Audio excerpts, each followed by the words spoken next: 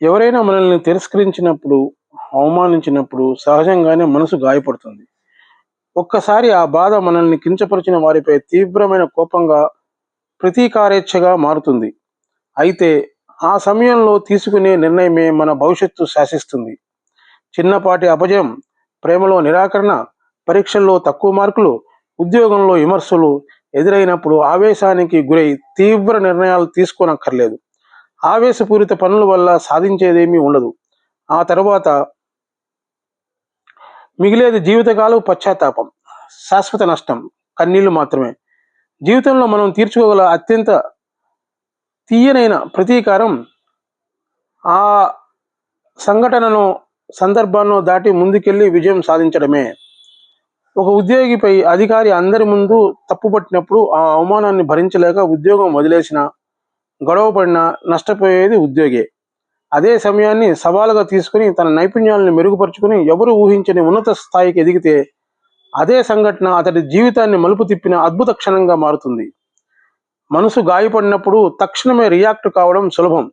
కానీ ఆ బాధను ప్రగతికి చోదక శక్తిగా మార్చుకుంటూ రెస్పాండ్ అవడం గొప్ప వ్యక్తిత్వ లక్షణం.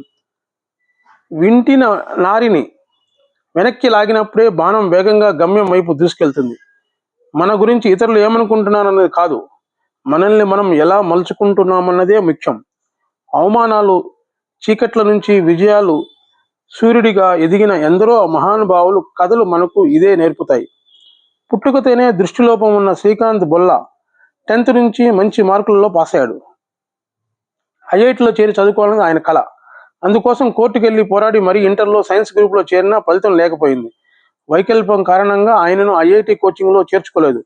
దాంతో ఆయన పట్టుదలగా ప్రయత్నించి అమెరికాలోని ప్రతిష్టాత్మక ఎంఐటిలో సీటు సాధించి అక్కడ చదివిన మొదటి అంతర్జాతీయ అంధ విద్యార్థిగా రికార్డు సృష్టించారు. స్వదేశానికి తిరిగొచ్చి బొల్లాంట్ ఇండస్ట్రీస్ను స్థాపించి తనలాంటి ఎంతో మంది దివ్యాంగులను ఉపాధి కల్పిస్తూ అసమానతల హద్దులను చెరిపే ప్రయత్నం చేస్తున్నారు. మనల్ని తక్కువ చేసిన వారితో వాదించడం వల్ల కాలం వృధా అవుతుంది. కోపం మన శక్తిని హరిస్తుంది.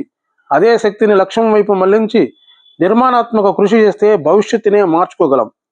ఆంగ్లం రాదని స్నేహితులు ఎగతాళి చేసినప్పుడు ఎవరైనా ఏడుస్తూ కూర్చోవచ్చు, లేదా ప్రతిరోజు పట్టుదలతో సాధన చేసి ఏడాది తిరిగే సరికల్లా వేదికపై అనర్గళంగా ప్రశ్నించగల నైపుణ్యాన్ని సాధించవచ్చు.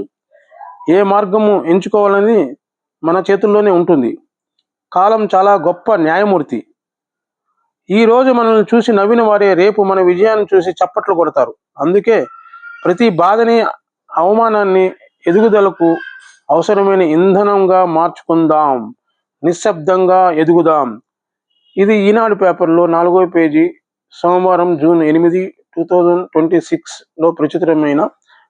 రాసిన వారు గుమ్మడి రవీంద్రనాథ్. ఈ కాలంని. Thank you very much.